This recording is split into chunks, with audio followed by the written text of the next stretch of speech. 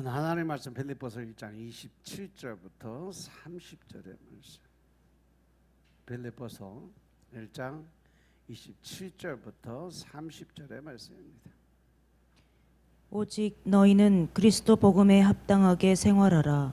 이는 내가 너희를 가보나 떠나 있으나 너희가 일심으로 서서 한 뜻으로 복음의 신앙을 위하여 협력하는 것과 아무 일에든지 대적하는 자를 인하여 두려워하지 아니하는 이 일을 듣고자 함이라. 이것이 저희에게는 멸망의 빈거요 너희에게는 구원의 빈거니 이는 하나님께로부터 난 것이니라. 그리스도를 위하여 너희에게 은혜를 주신 것은 다만 그를 믿을 뿐 아니라 또한 그를 위하여 고난도 받게 하심이라. 너희에게도 같은 싸움이 있으니 너희가 내 안에서 본 바요 이제도 내 안에서 듣는 바니라. 아멘. 할렐루야. 할렐루야. 우리 하나님 참 좋으신 하나님이십니다. 아멘. 이 시간 하나님의 은혜와 평강이 여러분들과 여러분의 가정과 직장과 사업장 그리고 여러분들 자녀들까지 하나님의 은혜가 그리고 넘치도록 최고지길 주의 이름으로 축원합니다. 아멘. 자, 우리 따라합니다. 나는 예수님 안에서 모든 사람들을 이해하고 용서하고 사랑하겠습니다. 자, 우리 선포의 기도 드립니다. 나사렛 예수 이름으로 명하노니 내 안에 가난의 영, 채무의 영은 떠나갈지어다. 내 앞에 하나님의 축복을 가로막는 모든 악한 영들은 속히 떠나갈지어다. 내 죄로 인하여 나를 떠나갔던 모든 영권, 인권, 물권은 속히 회복되어 돌아올지어다.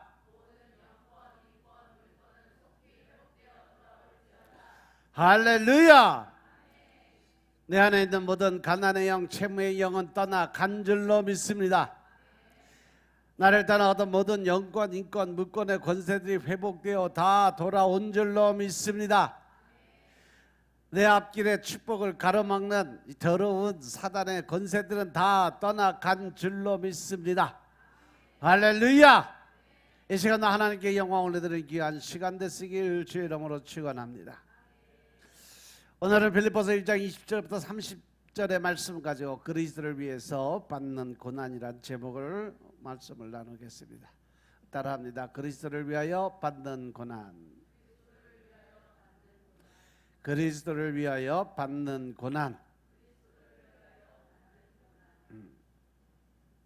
먼저 어제 하나님이 말씀을 주시면서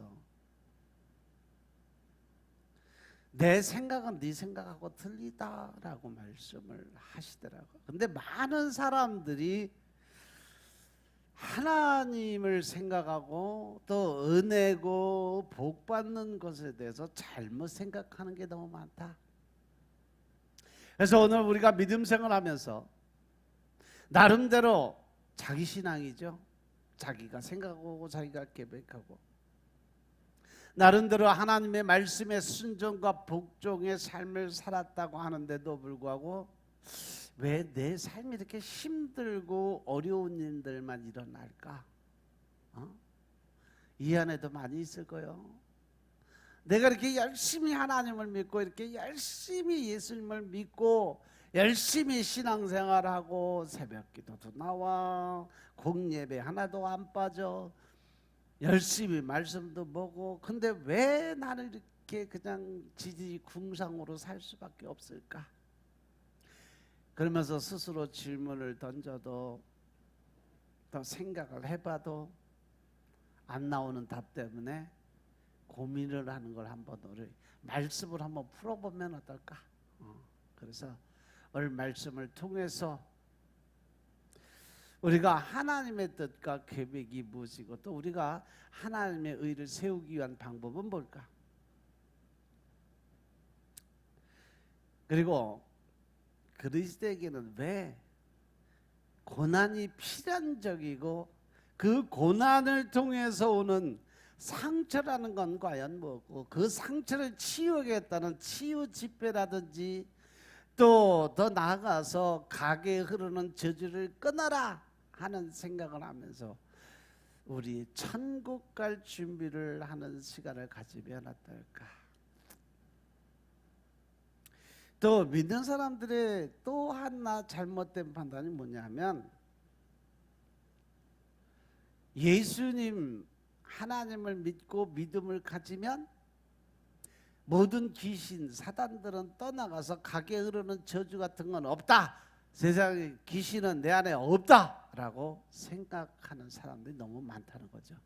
그냥 말로만 믿는다고 해서 귀신이 그 안에 못 들어온다라는 자기 생각을 가진 사람이 너무 많아요. 근데 이 사단 마귀는요,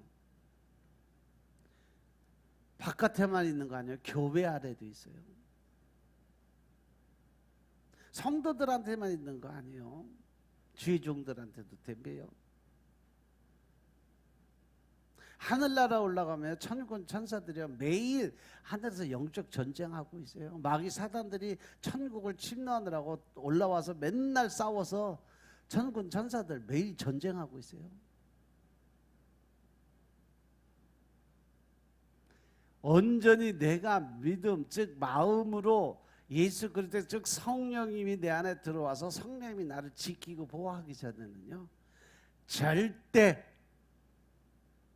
사단의 그 계기에서 멀어질 수가 없다라는 거예요.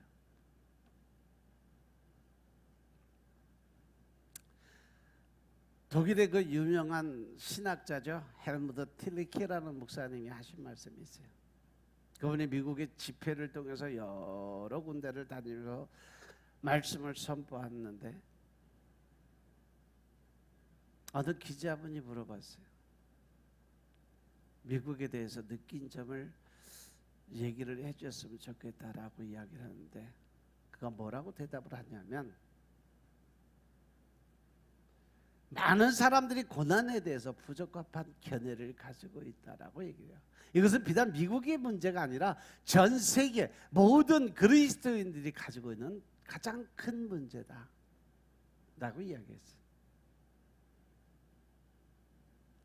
오늘 보면 29절의 말씀도 보면 하나님께서 분명하게 고난은 은혜다 라고 말씀하세요. 그리스도를 위해서 너에게 은혜를 준 건, 우리가 예수님을 믿는 그 믿음 가운데서 하나님께 은혜를 받는 것은 그를 믿을 뿐 아니라 또한 그를 위해서 뭐를 받게 하기 위해서, 고난도 함께 받게 하기 위해서 하나님 주신 은혜가 바로 고난이다. 믿으시면 아멘 합시다. 믿으시면 아멘 합시다. 그러니까 우리가 믿음 생활하면서 평온하고 기쁘고 즐거운 삶만 살아가는 게 좋은 걸까? 어떤 굴곡을 통해서 고난과 연단을 거쳐 넘어서 하나님을 만나는 것이 더 중요한 걸까? 여러분들이 한번 깊이 생각하시기 바랍니다. 많은 사람들이 그 고난에 대해서 잘못된 견해, 생각을 가지고 있다는 거예요. 여러분들 그 고난에 대해서 어떻게 생각을 하고 있는지 한번 돌아보세요. 내게 참 열심히 하나님을 믿고 주여 믿습니다 라고 열심히 믿음 가지고 앞만 보고 달려갔는데, 계속 힘든 일들이 생겨 뭔가 하나 해결된 것 같으면 또 하나 터지고, 해결된 것 같으면 또 하나 터지고, 그럴 때 과연 난 무슨 생각을 할까? 하나님에 대해서, 아니면 내 삶에 대해서 내 자아를 한번 돌아보고 회개의 삶입니까? 아니면 또 한번 재수가 없으니까 나는 생각을 할까? 일단 우리들이 예수님을 믿게 되면 하나님의 도움으로 모든 고난과 역경은 다 사라져야 되고, 내 삶의 평화, 안식, 이러한 것들이 찾아와야 된다고 착각을 하는 사람들이 많이 있다는 거예요. 그래서 하나님이 존재한다면 우리의 삶의 이 고난은 당연히 하나님께서 모두 걷어가지고 막아줘야 되고, 우리에게 달콤한 인생, 기쁜 인생, 평안한 인생을 줘야 된다고 생각을 하는 사람이 아마 대다수일 거예요. 그것은요, 하나님을 믿지 않는 세상 사람들도 예수를 믿어서 하나님을 믿으니까, 교회를 다니니까, 크리스천이니까 너는 복 받아야 되는 사람이다라고 인정을 해요.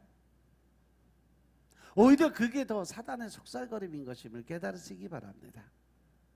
아멘. 실제로 버트란드 러셀 같은 사람이나 볼테르 같은 안티 크리스천들이 있어요. 아주 대놓고. 그들이 하는 말이 뭐냐면, 인간이 겪는 어떤 전쟁과 기아, 범죄, 질병 같은 것을 막아주지 않는 신은 믿을 필요가 없다라고 하면서 기독교 거부를 했던 사람들이 바로 버트란드 러셀이나 아니면 볼테르 같은 사람들이에요. 그리고 하나님에 대한 불신과 의심을 키워가면서 많은 사람들에게 자아를 생성하게 만들어서 하나님을 대적하는 데 앞장섰던 사람들. 근데 또 하나님을 열심히 증거하고 살았던 목사님을 보면 이 땅에서 재난, 가난, 질병도 해결해 주지 못하는 그러한 하나님이 어디 있냐? 우리가 믿는 하나님은 전지전능하신 분이고 무엇이든지 할 수 있는 분이시기 때문에 그분이 주시는 삼중 축복을 잘 알아야 하고, 그 복을 받기 위해서 우리는 늘 말씀과 기도로 준비하고 하나님과의 관계 회복을 이루어 가야 된다. 그래야 우리가 하나님의 백성, 천국 백성이 되고 주님이 주시는 축복의 통로를 열 수 있는 그 열쇠가 바로 우리의 믿음 안에, 말씀과 기도 안에 있다라고 선법에서 많은 양들을 하나님 앞으로 끌어가는 그러한 목사님도 계세요. 그러면 정말 우리가 예수님을 믿으면 우리의 삶의 고통과 고난이 다 사라져야 될까? 거기에 대한 대답은 여러분이 지금까지 살아온 경험상 내 삶을 돌아봐도, 또 성경을 읽고 말씀을 읽어봐도 예수 믿으면 평안함과 즐거움과 기쁨만 있다? 아니라는 걸 여러분도 너무 쉽게 알 수가 있어요. 그죠? 왜? 하나님은 우리에게 말씀을, 이 창세부터 계시록까지 쫙 하신 말씀이요, 그냥 평안과 위로만 주시는 분 아니에요. 늘 연단과 고난을 함께 주신다는 사실 명심하시기 바랍니다. 물론 우리가 살아가면서 고난과 연단, 고통을 즐기고 기뻐하는 사람은 없어요.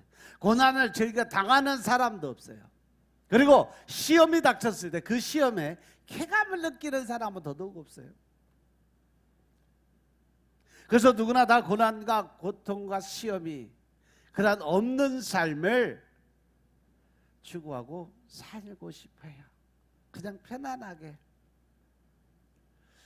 육신이 힘들고 피곤한 사람들은 몸이 안 아팠으면 좋겠고, 머리가 흔들리는 사람은 골머리를 안 앓았으면 좋겠고, 가슴이 답답한 사람은 그 안에서 평안한 마음 가지고 가슴이 뻥 뚫리는 그런 시원함을 느끼고 살았으면 좋겠어.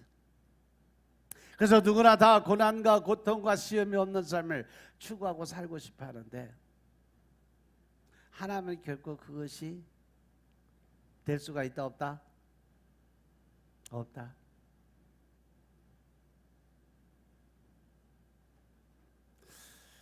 흔히들 고통을 즐기는 사람, 고난을 당하면서 쾌감을 느끼는 사람들이 있어요. 그를 뭐라 그래요? 마조키스트라고 얘기를 해요. 근데 그거는 일종의 정신질환, 정신병이에요.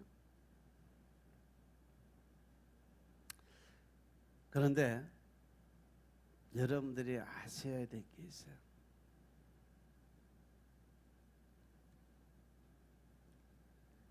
내가 살면서 고통을 한번 느끼면서 살고 싶다. 감각을 통해서, 내가 갖고 있는 감각을 통해서 고통이 나한테 전해졌으면 좋겠다 하고, 그 고통을 느끼기 위해서 간절히 기도드리는 사람들이 있다는 거 여러분들 아세요? 누굴까? 일명 한센병 환자들이요. 문둥병. 우리가 나병이라고도 하고 문둥병이라고 하는 그 한센병 환자들은요, 온몸의 신경계를 이끄는 신경 쪽에서 고통을 느끼는 신경들이 감염이 돼서 전혀 고통을 느끼는 감각이 살아나지 않아요. 죽었어요. 그래서 그들이 이 신경계가 죽어 있어서 아무것도 못 느껴요. 그것이 바로 문둥병이라고 이야기하고 한센병이라고 이야기하는 병이에요.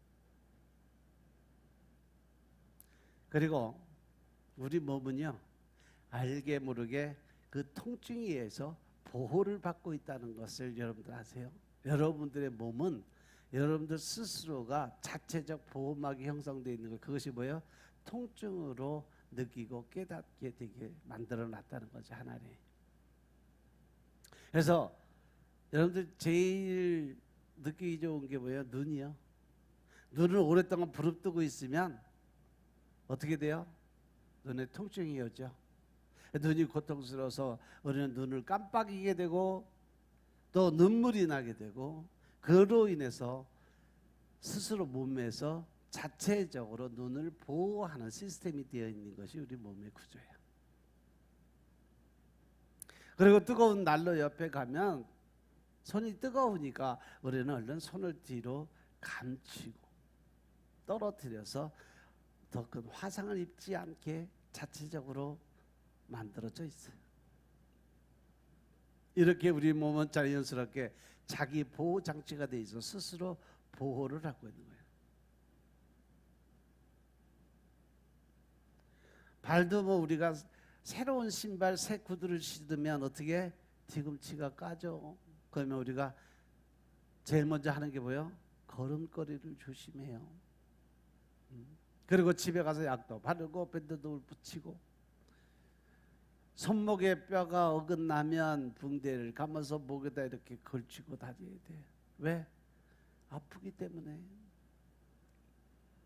이렇게 아프지 않으면 뼈가 어긋나도 계속 무리를 해서 손을 쓰게 돼. 그러면 영영 손을 못 쓰게 될 수도 있다는 겁니다.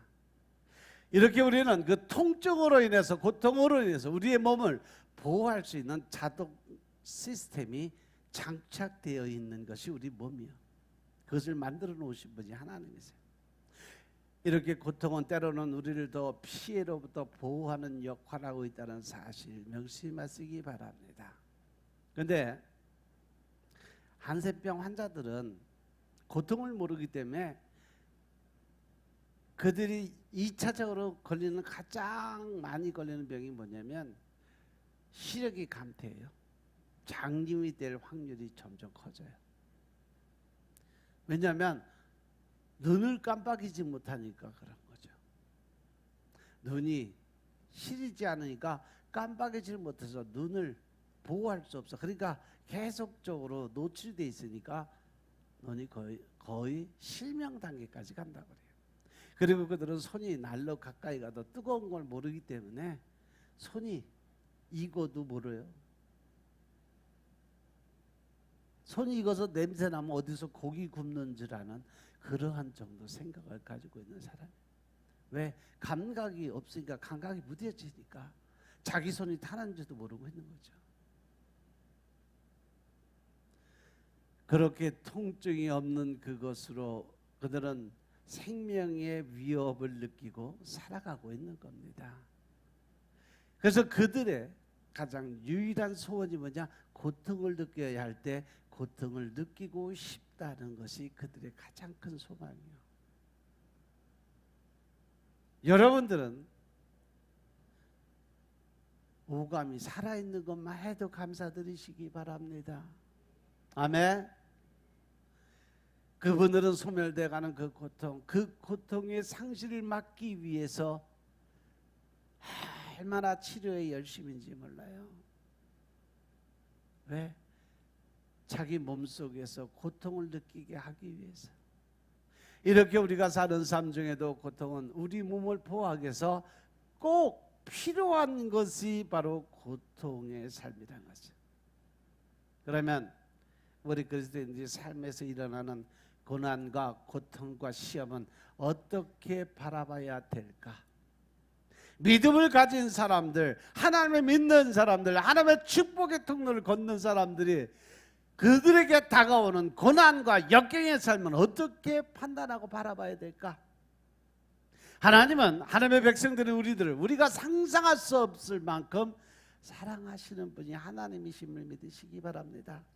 우리 같은 사람들이 이 생명을 구원해내기 위해서 하나님은요, 하나님의 아들의 목숨을 끊으면서까지 우리를 사랑했어요. 왜? 그 아들보다는요, 우리들을 더 사랑해 주신 분이 하나님이시기 때문에 그렇습니다. 그 하나님께서 우리들에게 이제 내가 너를 종이라 하지 않냐고 친구로 삼겠다라고 말씀하세요. 그 친구가 이제는 아들로 변합니다. 내가 너를 내 아들 삼아줄게. 아들에서 이제 더 나가서 뭐로? 내가 너를 장자로 삼아줄게. 장자의 고난이 바로 하늘나라를 유업으로 받는 자인데, 그거를 더 나아가서 이제는 세상의 왕이라고 칭함을 받게 해줄게. 예수님께서 마태복음 10장 31절 이상 가면 하나님 뭐라고 그랬냐면, 내가 너희를 세상의 신이라고 하지 않았느냐. 종에서부터 시작해서 아들로 이 땅의 권세자 왕권, 더 나가서 세상의 신권까지 주신 분이 하나님이심을 믿으시기 바랍니다. 아멘. 그런데 왜 우리들은 그렇게 사랑하는 하나님이 하나님의 백성인 하나님의 자녀들에게 찾아오는 삶의 고통과 고난과 연단을 막아주지 않았을까? 분명히 예수님은 내가 세상 끝날까지 너희와 함께 하리라고 약속을 하셨고, 우리 안에 내주에 계신다고 약속을 하셨는데, 그리고 우리의 삶을 간섭해 나가고 계시는데, 누구를 통해서? 성령 하나님을 통해서 우리의 모든 삶을 계속 간섭해 주세요. 그런데 왜 우리가 고통스러울 때, 고난을 당할 때 하나님은 우리의 그 모든 고난과 고통의 삶을 막아주지 않으셨을까?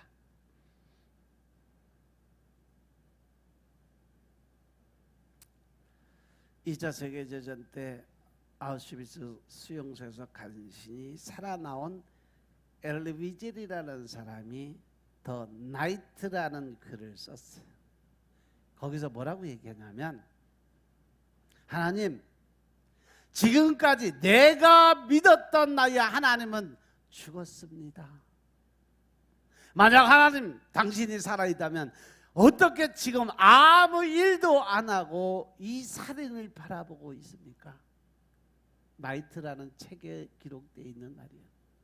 아이들을 갈고리에 깨워 저들은 죽이고 있고, 사람을 삶아 죽이고 가스실에 넣어 죽이고 있어요. 당신은 어떻게 그것을 막지 않고 있습니까? 라고 하나님에 대해서 끝없이 질문을 던져요. 당신을 부르는 저들을 왜 외면하십니까? 왜 백성들의 기도를 듣지 않고 하나님만 묵묵답답 아무 소리도 안 하십니까? 라고 따져요. 그들은 사람을 죽여서 건빵을 만들어 먹고 있어요. 그런데 당신은 지금 무엇하고 있습니까? 그리고 하나님은 떠났다 라고 결말을 줘요. 수용소에서뿐만 아니라 삶의 현장에서 많은 기독교인이라고 자처하는 사람들이 자기가 힘들고 어려운 자리에 들어가 있을 때 늘 하는 말이 뭐냐? 하나님, 왜 당신은 나의 고통을 외면하고 계십니까? 라고 따지는 질문이에요. 그러면서 결국은 사단 마귀에 끌려서 세상으로 나아갑니다. 교회를 떠나가요. 단지 하나님이 자기의 힘들고 어려운 환경 조건을 해결해 주지 않았다는 이유로, 하나님이 자기의 고통을 방치하고 있었다는 이유로 그들은 하나님을 떠납니다. 그래서 우리는 이 고통의 이유에 대해서 한번 우리가 말씀을 통해서 깨닫고 한번 고민을 해볼 필요가 있겠다라는 생각이 들었어요. 성경에는요, 우리가 시험을 당하고 고난을 당하고 고통을 겪는 이유를 세 가지로 대해서 설명을 했어요. 먼저 우리는 그리스도인으로서 세상과 등을 지고 또 이제 세상과 원수인 하나님의 뜻을 따라 살기로 한 자들이기 때문에 당연하게 하나님의 사람들, 즉 예수님을 믿는 사람, 성도라 칭하는 크리스천들은 당연하게 세상이 또 사단이 우리를 공격하게 되어 있다라는 거예요. 그렇기 때문에 오는 고난이 있고 그 고통이 우리의 삶에 닥치게 될 것이라고 하나님은 우리에게 지속적으로 말씀을 주셨음을 깨달으시기 바랍니다. 아멘. 마태복음 5장 10절부터 12절의 말씀 보면 의를 위해서 핍박받는 자에 대해서, 의라는 것은 뭐예요? 바로 예수님이에요. 의를 위해서 핍박받는 자는 복이 있나니 천국이 저희 것입니다. 나를 인하여 너희를 욕하고 핍박하고 거짓으로 너희를 거스려 모든 악한 말을 할 때에 너희에게 뭐가 있다? 복이 있다. 그래서 너희는 기뻐하고 즐거워하라. 뭐를? 욕먹고 구박받고 손가락질 당하는, 조롱당하는 삶을 오히려 너희는 기쁘고 즐겁게 맞이하라라고 말씀해요. 왜? 하늘에서 너희의 상이 큽니다. 너희가 전에 있던 선지자들을 이같이 핍박하였느니라. 하나님을 믿는 성도들이, 크리스천들이 지금 너희만 이렇게 환난과 역경과 고난하는 것이 아니라 너희보다 먼저 믿었던 선진들도 이와 같은 고난과 역경 속에서 살다가 지금은 어디 있다? 천국에 있다라는 거죠. 예수님과 복음을 위해서 고난과 핍박을 받는 자가 복을 받는다고 말씀하세요. 믿으시면 아멘 합시다. 그리고 복음을 위해서 욕을 먹고 거짓 사기 당하고 악한 말을 들어도 복이 있는 자라고 말씀하시면서 그들이 이 땅에서는 고난과 연단과 환난과 조롱거리가 되고 때에 따라서는 폭력을 당한다 할지라도 그 모든 상급은 바로 하늘나라에서 받게 될 거다. 즉 너희는 뭘 가져라? 천국의 소망을 가져라 하는 말씀이에요. 아멘. 마태복음 24장 8절부터 14절 말씀 보겠습니다. 마태복음 24장 8절부터 14절, 이것은 작은 예언록이에요. 작은 묵시록이라고도 얘기하고, 마태복음 24장이 말세 때를 위해서 하나님 예수님이 직접 말씀하시면서 그때에 되면 이렇게 될 거야 라고 하신 말씀. 이 모든 것이 재난의 시작이니라. 그때 사람들이 너희를 환난에 넘겨주겠으며 너희를 죽이리니 너희가 내 이름을 위하여 모든 민족에게 미움을 받으리라. 그때 많은 사람이 시험에 빠져 서로 잡아주고 서로 미워하겠으며 거짓 선지자가 많이 일어나 많은 사람을 미혹하게 하겠으며 불법이 성함으로 많은 사람의 사랑이 식어지리라. 그러나 끝까지 견디는 자는 구원을 얻으리라. 이 천국 복음이 모든 민족에게 증거되기 위하여 온 세상에 전파되리니 그제야 끝이 오리라. 아멘. 할렐루야. 이 말씀이 비슷하게 계시록에도 그대로 기록이 되어 있어요. 마태에게 주신 말씀을 사도 요한에게도 마지막으로 주시는 그러한 말씀 안에 들어있어요. 너희가 세상을 살아갈 때 믿음을 가지고 예수님을 바라보며 천국의 소망을 가지고 살면 엄청나게 많은 고난과 역경, 때에 따라서 시험에 빠지고 또 사람들에게 고발당해서 옥에도 갇히고 때에 따라서는 순교의 자리도 들어가지만, 그러나 끝까지 견디는 자는 뭐를 준다? 구원의 은혜가 너에게 임할 것이다. 믿으시면 아멘합시다. 그 복음이 전하게 될 때 그때야 세상의 끝이 올 거다라고 말씀하세요. 그리고 베드로전서 5장 9절 10절의 말씀도 보면 너희는 믿음을 굳게 해서 저를 대적하라. 누구를 대적하는 거요? 마귀 사단을 대적해라. 아멘.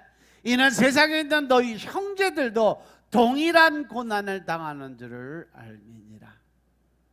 모든 은혜의 하나님 곧 그리스도 안에서 너희를 부르사 자기의 영원한 영광에 들어가게 하시니가 잠깐 고난을 받은 너희를 친히 온전케 하시며 굳게 하시며 강하게 하시며 털을 견고케 하시리라.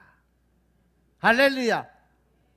아무리 힘들고 어려운 전당과 고난이 있다 할지라도 너희가 믿음 안에 반석 위에 서 있으면 결코 너희가 흔들리지 않게, 좌로나 우로나 치우치지 않게 내가 너희를 어떻게 지키고 보호해 주겠다라는 약속이에요. 아멘. 10절의 말씀에 참 소망이 담겨 있는 말씀을 발견을 했어요. 자기 영원한 영광에 들어가게 하신 이가, 예수님께서 잠깐 고난을 받는 너희를 친히 온전케 하시며 털을 견고케 하시리라. 우리가 이 땅에서 받는 이 고난과 연단의 삶은 어느 정도의 기간이요? 잠시 동안, 잠깐 고난을 받는 시간이에요.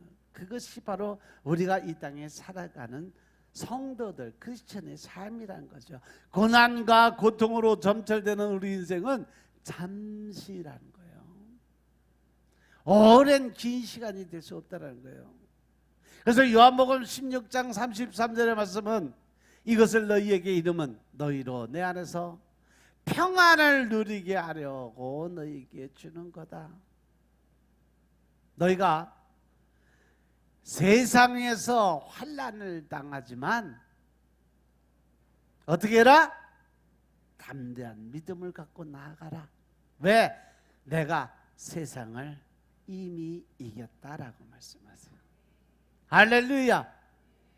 이미 예수님께서 이 땅의 모든 고난과 고통과 연단의 그 모든 걸 다 짊어지시고 마지막 죽음의 문턱까지 넘어서서 죽음까지 이기시고 3일 만에 부활하시고 40일 만에 하늘로 승천해 올라가신 분이 예수님이세요. 그죠? 그분이 우리에게 말씀하시는 겁니다.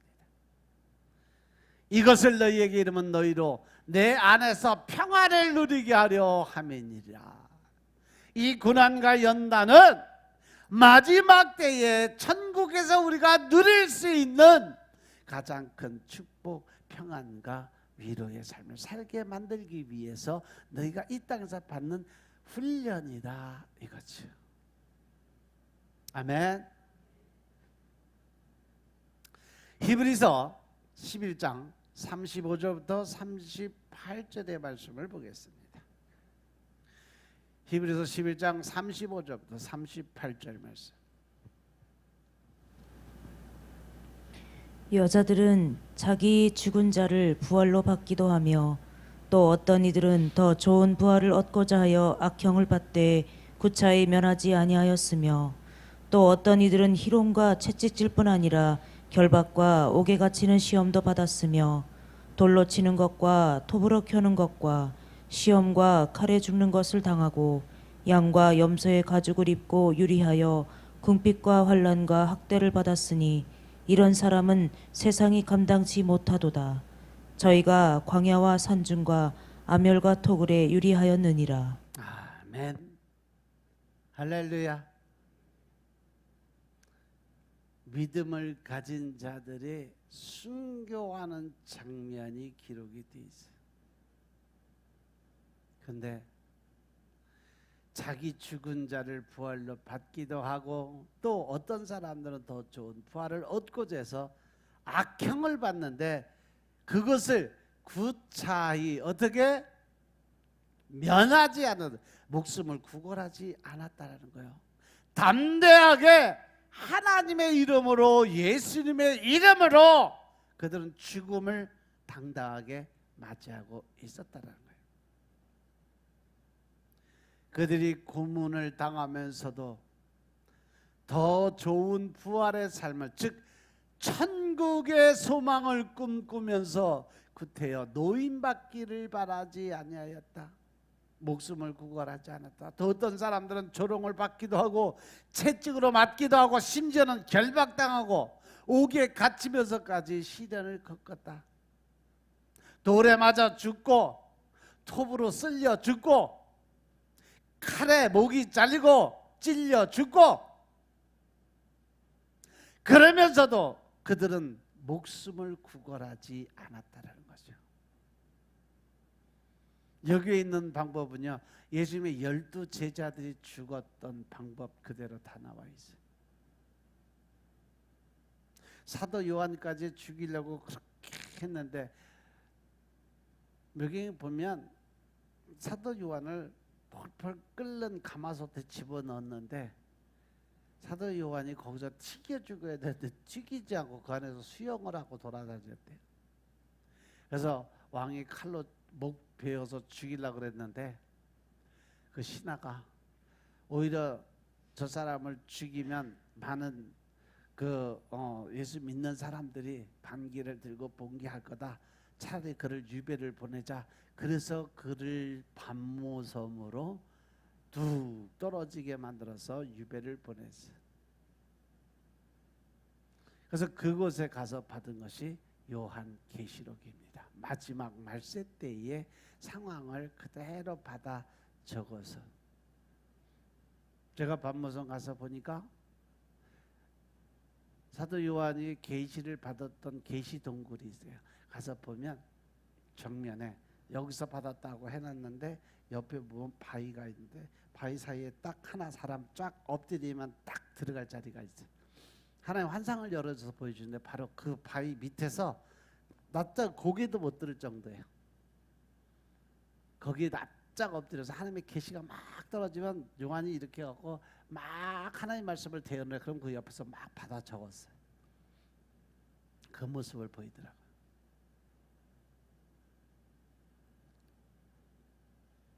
그거야 뭐 받은 상황은 그렇고 아무튼 그렇게 해서 끝까지 남았던 자가 사도 요한이에요.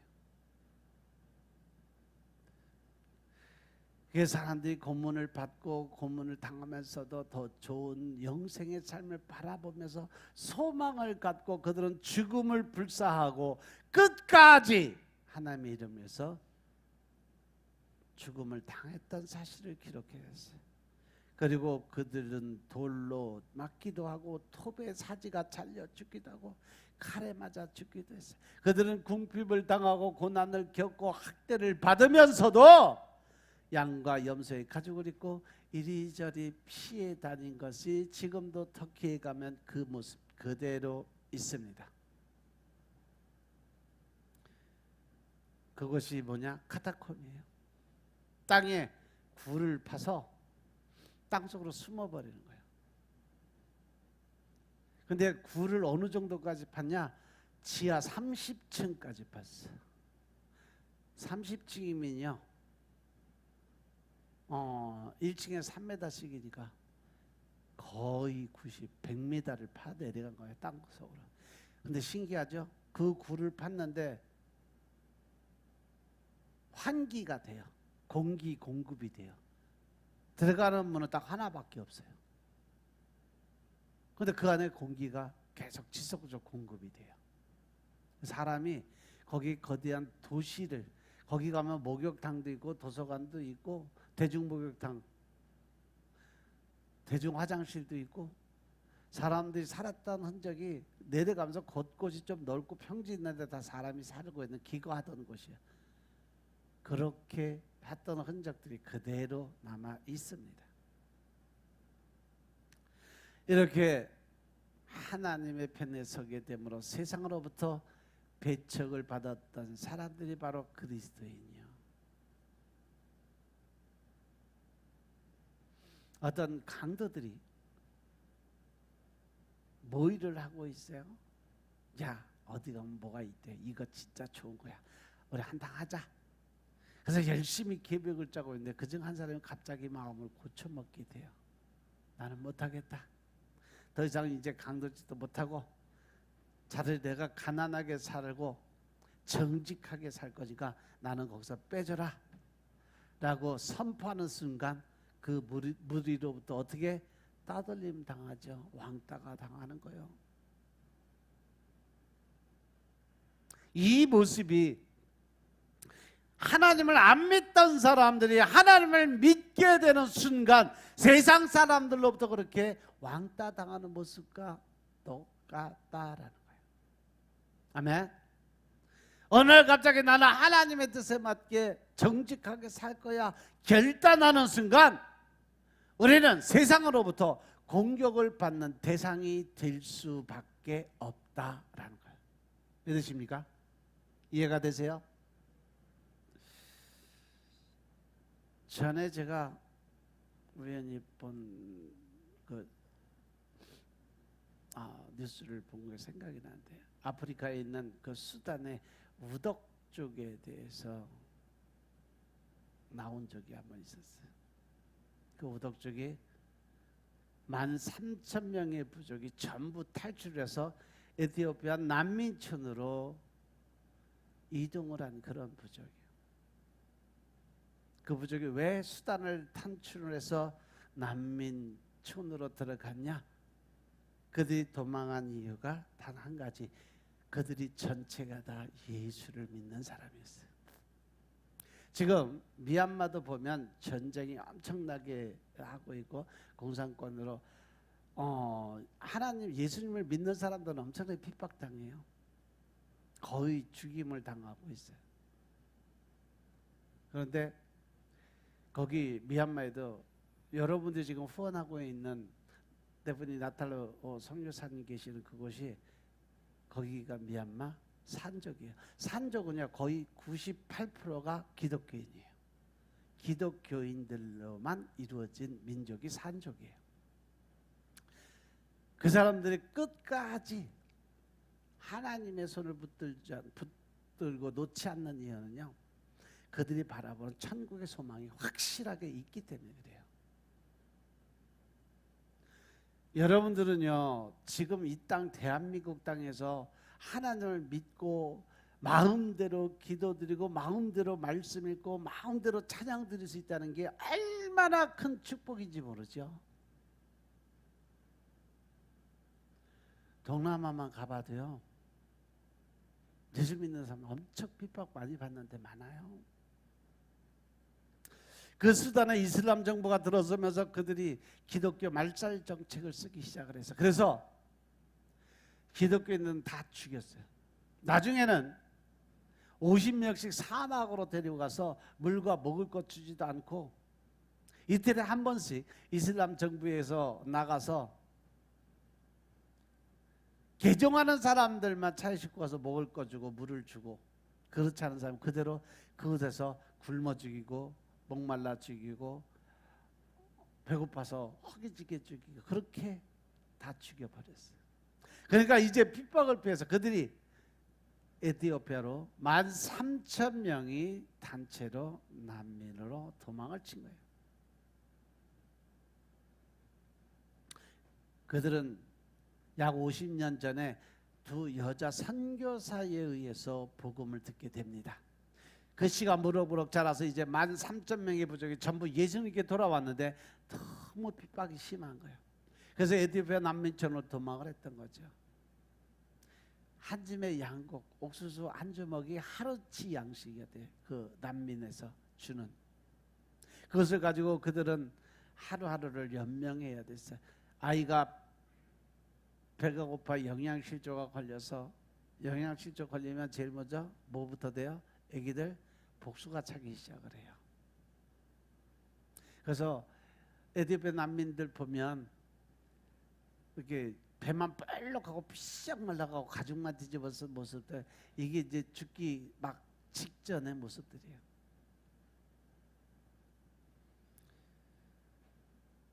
머리도 다 벗겨지고 상처를 치료할 수가 없어. 그 상처난 곳에 구더기들이 드글드글 살아가도 할 방법이 없어.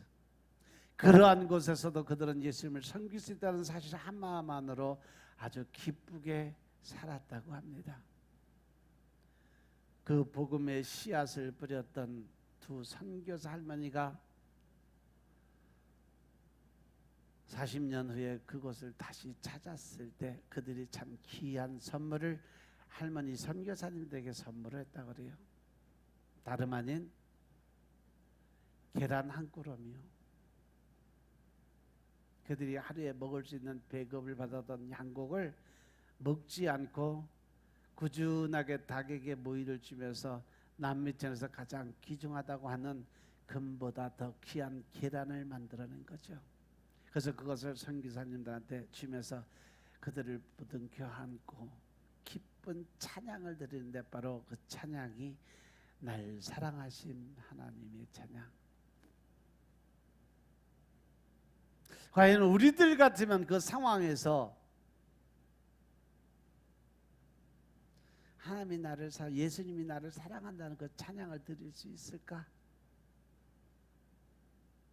50년 전에 두 선교사가 유일하게 아프리카 말로 가르쳐줬던 예수 사랑하심은 거룩하신 말이 있어요. 이 찬양을 그들은 잊지 않고 지금까지 자녀들에게 대를 이어서 부르게 만들었던 거죠. 우리가 예수님을 믿으면서 오늘날 우리가 사는 이 시간에 그러한 핍박을 받고 있는 사람들이 많이 있다는 거 여러분들 상상이나 해보셨을까요?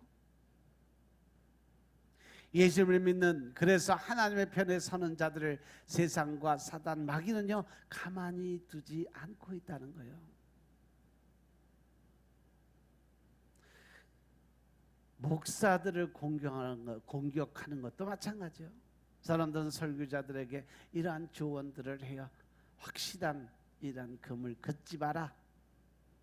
확실한 금을 그어버리면 그 금 밖에 있는 사람은 당연히 떠나게 되어 있다라는 거죠. 즉 다시 말해서 성경의 진리,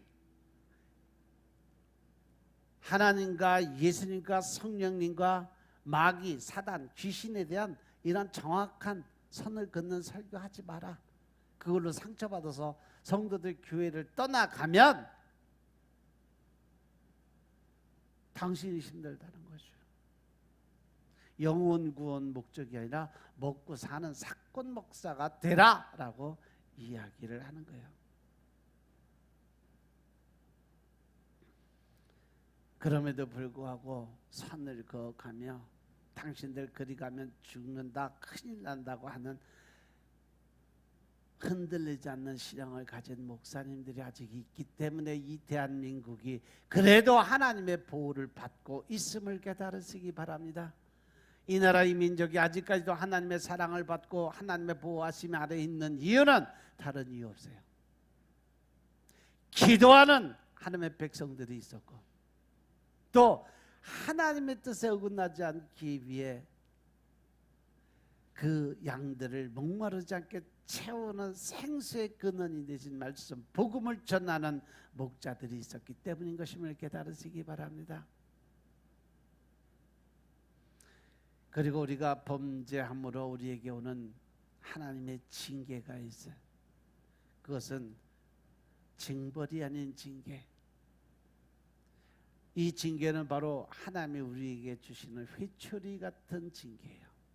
하나님이 인간을 이 세상에 던져놓으신 유일한 목적은 우리를 거룩하게 하나님의 자녀답게 만들어서 천국 백성 만들기 위해서 하시는 겁니다.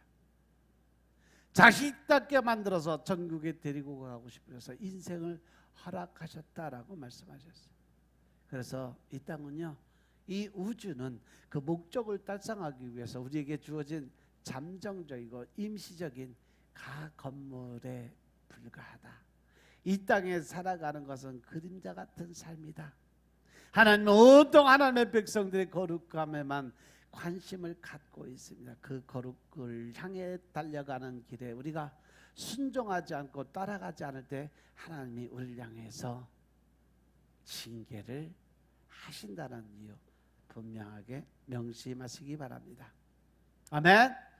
나머지는 이따 오후 시간에 하겠습니다. 기도드리겠습니다. 아버지 하나님 감사드립니다. 오늘도 아버지 은혜 가운데 우리가 하나님의 나라 또 하나님의 뜻 하나님의 계획을 알고 깨닫게 하시니 감사합니다. 늘 하나님의 은혜 가운데서 주님의 이름을 높이고 주의 영광 위에 살아갈 수 있는 믿음의 군사들이 다 될 수 있도록 축복하옵소서. 이번 한 주간 오직 주님의 영광 위에 살아갈 수 있도록 주님 축복하시고, 또한 주님의 이름을 높이는, 또 하나님께 영광을 올려드리는, 하나님을 웃게 만들 수 있는 한 주간 되게 축복하옵소서. 모든 말씀 우리 주 예수 그리스도 이름으로 감사드리며 기도드려 싸움나이다. 아멘.